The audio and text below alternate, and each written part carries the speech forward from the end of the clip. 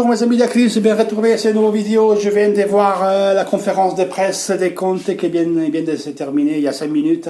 Je fais la vidéo en italien, mettons sur la vidéo pour vous mes amis français, en français.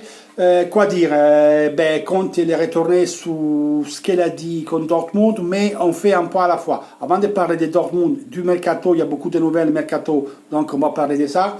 On commence à parler du match contre Verona.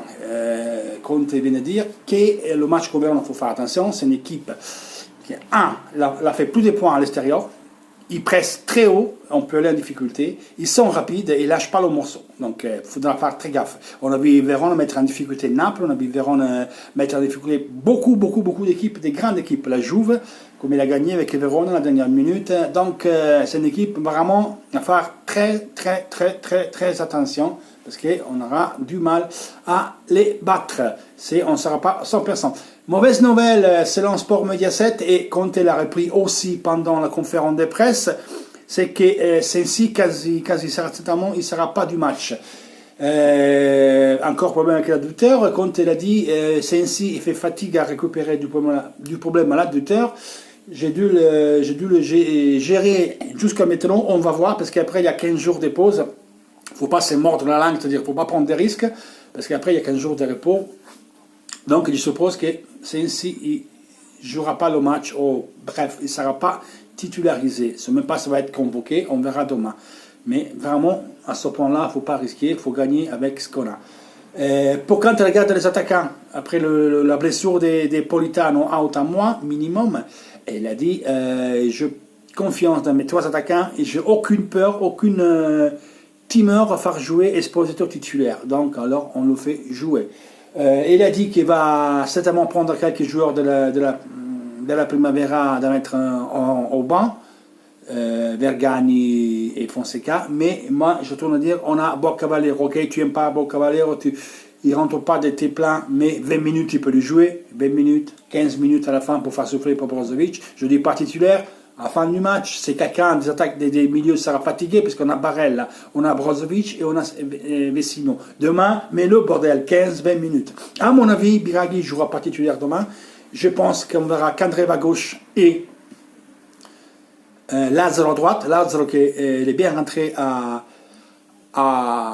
Dortmund et a fait voir pas mal de qualités. On sait que c'est plus offensif. Et à l'occurrence, on peut l'utiliser même comme attaquant. Lazaro, s'il y a ce problème d'attaquant, mais c'est une chose que moi je dis comme ça, c'est juste un à moi. Et donc moi je ne pense pas que Biraghi va jouer demain. Je vois plus qu'André à gauche et Lazaro à droite. Mais on verra. Bastoni per Godin et puis les mêmes. Fonseca, oh putain les gars, Barella, Brozovic, Vecino. Lautaro et Lukaku, et après peut-être Esposito il va rentrer. Conte il a dit que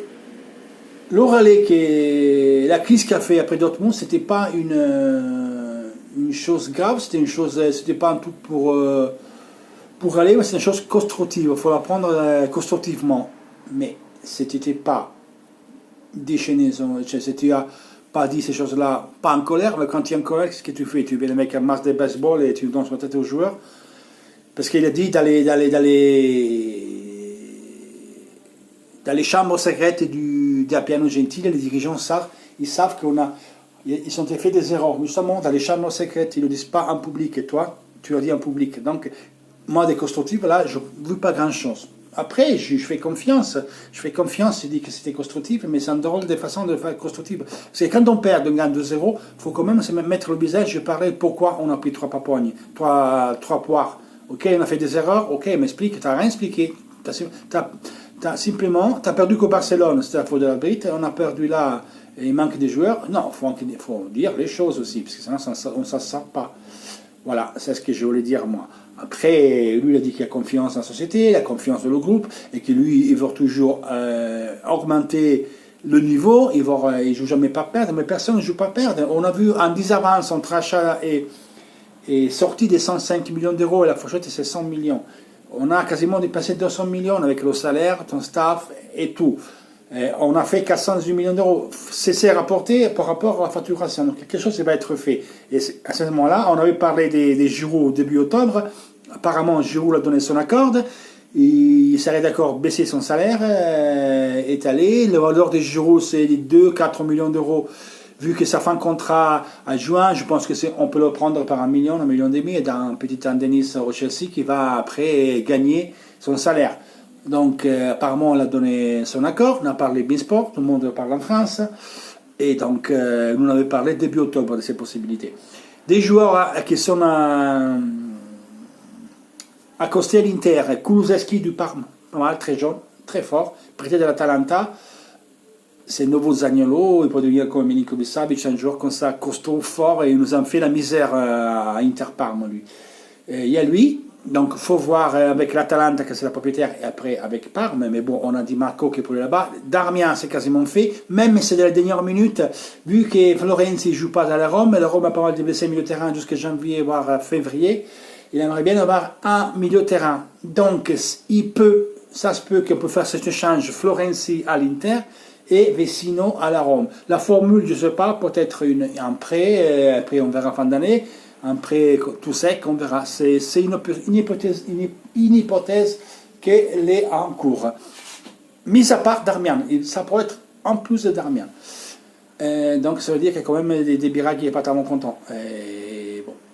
Quant à Sensi Joly, il y a un mois, je ne sais pas s'il va être convoqué, je ne sais pas s'il va jouer. Lui aussi a un problème au genou, mais il ne faut pas prendre de risque, il vaut mieux vraiment le laisser reposer, le mettre au banc, et le mettre seulement si on a besoin.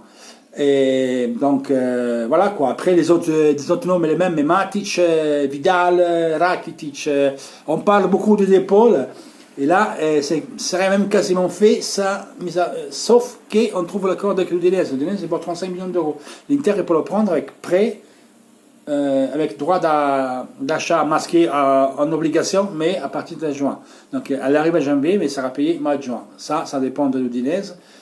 Et donc je ne sais pas quoi vous dire. Donc peut-être il y a d'autres noms qui vont être mis, ils vont sortir plus avant, des noms qu'on n'a jamais fait. Et là on part que Leonardo va lever l'option sur Icardi, abaisser le prix, nous mettre de la transaction au Paredes, au Draxler.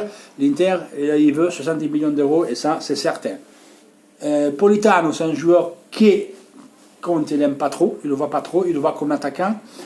Et il peut rentrer comme contrepartie par d'autres opérations, voire Castrovilli de la Fiorentina, qui est très, très, très, très, très fort. Et il va être convoqué par l'équipe d'Italie. Et même pour Kulusevski, parce que l'Atalanta cherchait Politano cet été, aussi la Fiorentina. Donc voilà quoi. Pourquoi une pas plus jeune? Parce que Conte il voulait soit Dzeko et Llorente. Tous les deux ont 33 ans. Il veut un d'expérience qui peut s'alterner avec Lukaku, même si c'est un particulier, Giroud, c'est lui qui arrive, mais apparemment c'est lui. Et même si joue 40, il s'alterne. Donc il aura plus de minutes de jeu à l'Inter qu'à Chelsea, c'est sûr, même une optique équipe nationale de France. Donc ça sera bien pour tout le monde. Voilà les gars, les nouveautés, bisous. Oui, les gars français, je vois que les visuels ils baissent. Il faut que vous partagez, vous amenez du monde, parce que faut qu'on monte un peu les vidéos en français et les visuels surtout. Et mettez like, s'il vous plaît, en vidéo, mettez like. Si vous ne plaît pas, mettez dislike, mais mettez-le, parce que regardez tout, c'est capable tout le monde. Moi, il faut que vous me dites si vous êtes content ou pas content de ce que je vous apporte. Allez, bisous et on se voit demain. Forza Inter toujours, hein, toujours le maillot.